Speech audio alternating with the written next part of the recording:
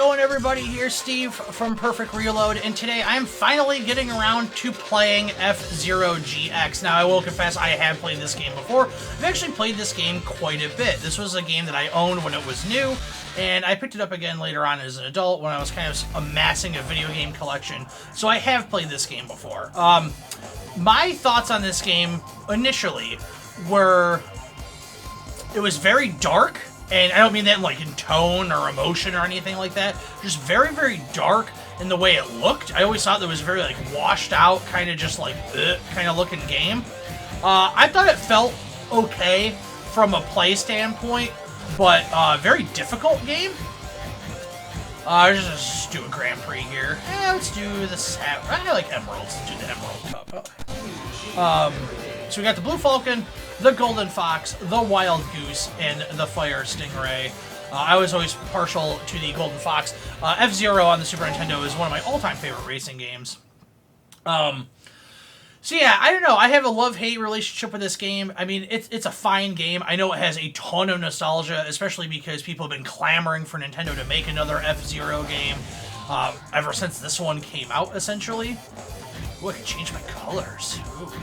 It has been quite some time since I played this game. I would say probably the last time I played this game would have been maybe 2012, something like that. I started getting rid of my video game collection in like 2013. So I would say, yeah, like 2012 was probably like the last time I played this game. It's, you know, it's a shame that we have not seen any more of the F-Zero games. And honestly, looking at this, and I get, you know, I'm playing this on Dolphin and not a GameCube and a CRT TV like I would have. Even as, like, an adult, I was playing this on a CRT TV. Boy, I am doing piss poor here. Oh. I am totally lost. This is a cool course, though. I'm digging this. Hopefully I'm not seeing too many obstacles or anything, but my god, like, I'm having difficulty seeing what I'm doing here. My speed is all over this place.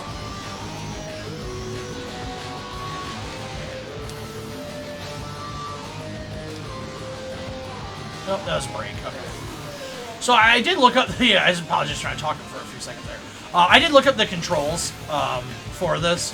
I have since forgotten them as I looked them up yesterday. I had every intention of filming this well ahead of time when it needed to be out. Okay. I think maybe I need to crank down the difficulty a little bit. I think we're gonna go back to the menu because that course was making me a little nauseous there. We're gonna dial it down to novice and maybe go to the Sapphire Cup instead. We're gonna stick with the Golden Fox.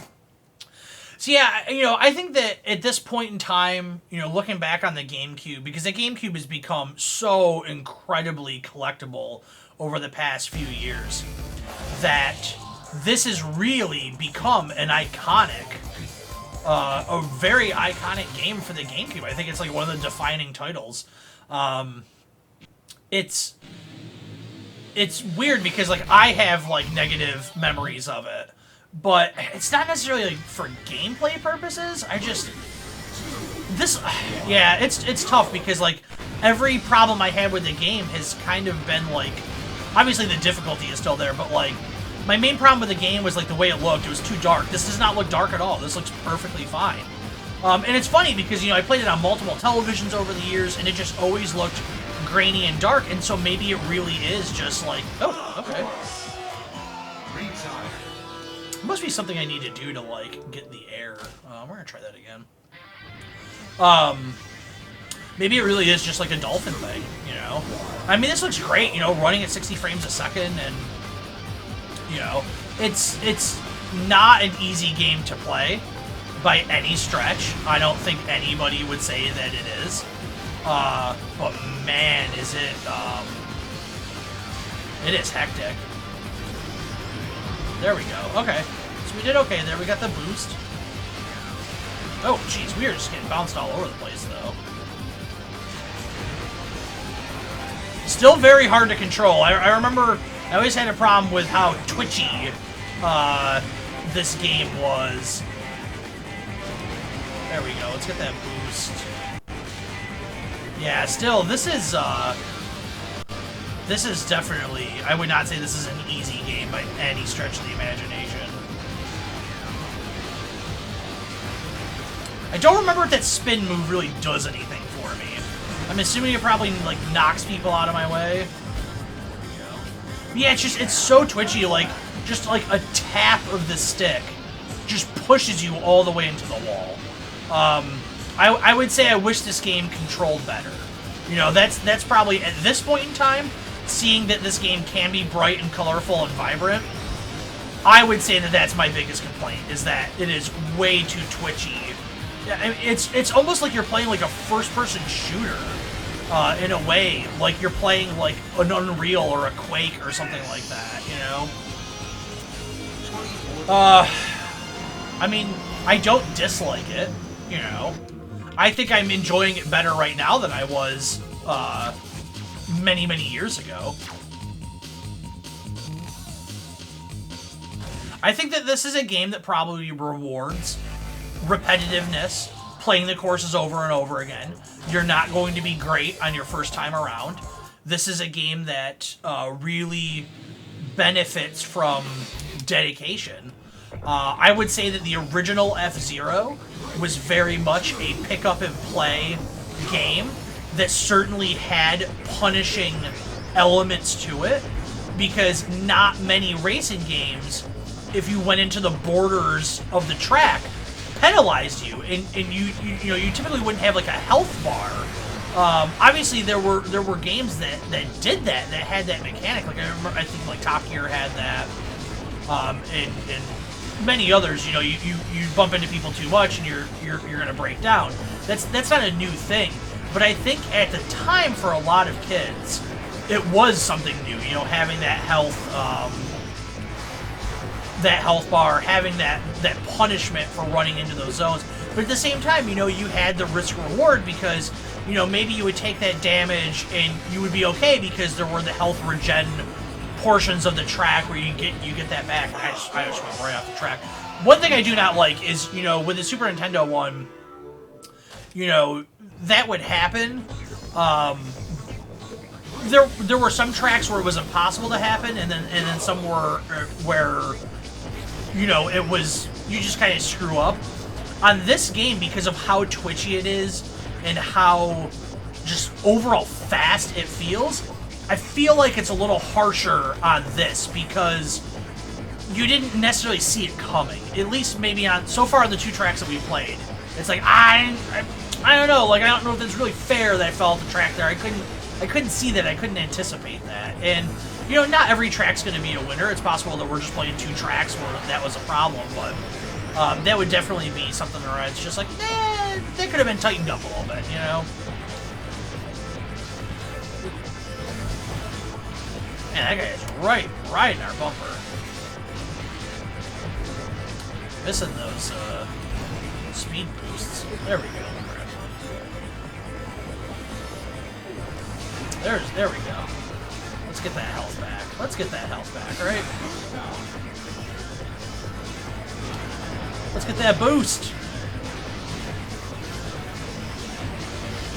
Oh, we're getting banged around all over the place. Get that boost again. Let's go. Let's go. Let's get back out front. And we're in second, you know? I feel like I got a little bit more control this time around. It's still very, I mean, jeez. 60 frames a second on something like this, my god. There are you know, something to say about the lasting impact and legacy of this game is that there are still not arcade-style racers like this that capture that sense of frenetic, chaotic energy and sense of speed as this did, and this game is nearing 20 years old. It's a shame that that's true, but it seems like the market for arcade racers has, I don't know if I would say evaporated, but if you look at the biggest racing games on the market, the majority of them are grounded in reality. And obviously, you know, there's Forza Horizon, but even that, I mean, it's not futuristic, it's not fantastical, it's just less rigid in its realism than its, you know, Forza Motorsport counterpart, or something like the F1 games, or even like Dirt and Grid and stuff like that. You know, you really look at the portfolio of racers available on the market, and there's not a ton of options if you want something like this. And I'm sure there's some indie games that maybe I'm just not familiar with. I think Trackmania was probably scratching that F-Zero itch in a way. Certainly not in style and in design, but in a way of having that just like, this game is totally crazy and there's so much stuff happening. I would say that the closest thing has been Trackmania. And even that, over the years, Trackmania has become watered down to where the current Trackmania is not what it once was. It doesn't have all the weird, bizarre stuff that made that game special and popular in the first place. So I think that there's room in the market for something like that, and it's just, it makes sense that it would be Nintendo to do it, because then they would have the branding and the history and the legacy of F-Zero. But for whatever reason, they don't want to do it. I mean, they're not even interested in making Mario Kart right now. And to be fair, can you blame them? Because Mario Kart 8, which has been out for so long at this point, is still continuing to be one of their top-selling games. And not just that, one of the top-selling games, period. You know, over the last year, the sales like skyrocketed for that game. And, you know, I've played Mario Kart 8 to death. I played it so much on the Wii U. The day I got a Switch, just because I didn't really know what to get, I picked it back up, played it to death all over again. And it's like, oh man, you kind of want something new, but at the same time, it is a good game, and there's plenty of tracks in it, and there's not a ton of reasoning, I think, for Nintendo to be like, I think we need to get another one of these out there, when, you know, if they really needed it financially, I would understand it, you know, to give a boost, because they know it's a game that's going to sell, and a franchise that's going to sell. But, you know, let's be honest, like, Nintendo is obviously okay with just having very sparsely populated first-party titles throughout the year.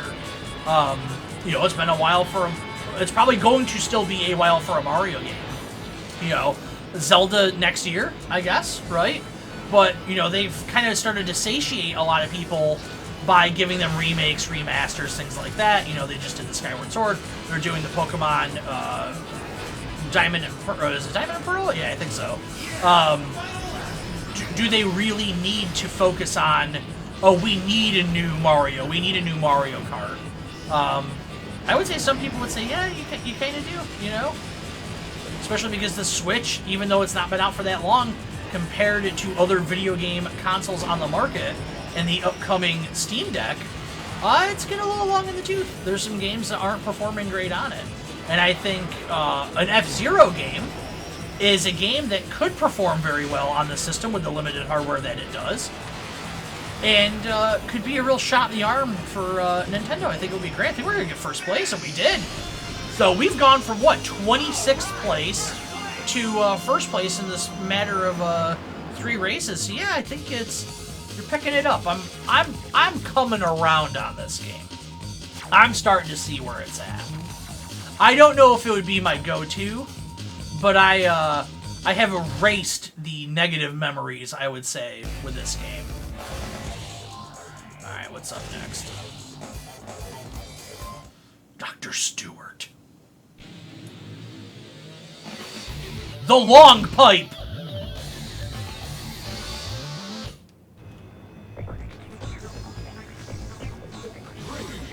I get the feeling that maybe nausea may be associated with this course.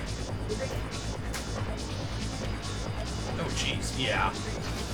I'm typically not the kind of person that gets a little queasy at stuff like this. You know, I always thought that, like, you know, I wouldn't be able to do VR or something like that because of that, but I've been okay. But man, this game is, whew, I'm getting a little bit of a headache here.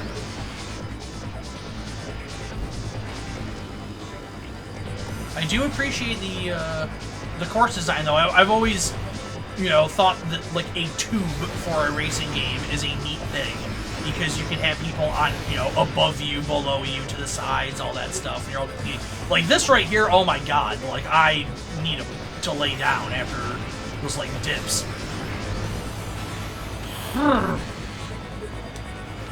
Oh, now I gotta worry about running into these things? My god, yeah. Knew that was gonna happen. Nope, I hit the brake button by accident. God, you tap the brake button and you just start falling apart. Where are we at? Did we hit that? Yeah. I find that it's a little tough to anticipate what's coming because it's so twisty and turny. You know, and obviously, you know, me coming from like the Super Nintendo version, I never played the Nintendo 64 version. But coming from like that 2D plane to now having to worry about 3 dimensions of F-Zero is, ugh. More power to you if you can do it. Close my eyes.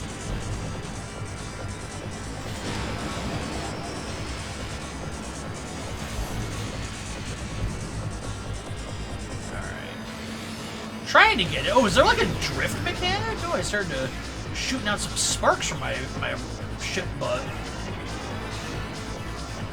Alright, final lap. Let's do it. Can we do it? I feel like maybe we gain some distance here.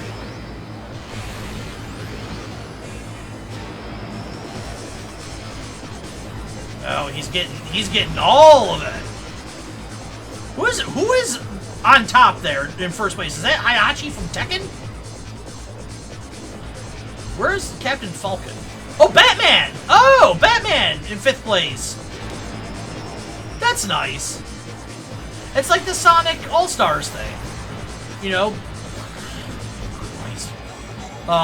You know, you get all of the favorites from the Nintendo franchises, like Batman, Heihachi Mishima. Oh, I didn't realize I'm, like, dying. Oh, that's not good. Yeah. We did it. Alright, I'm gonna be straight up honest. I have a splitting headache after that one now.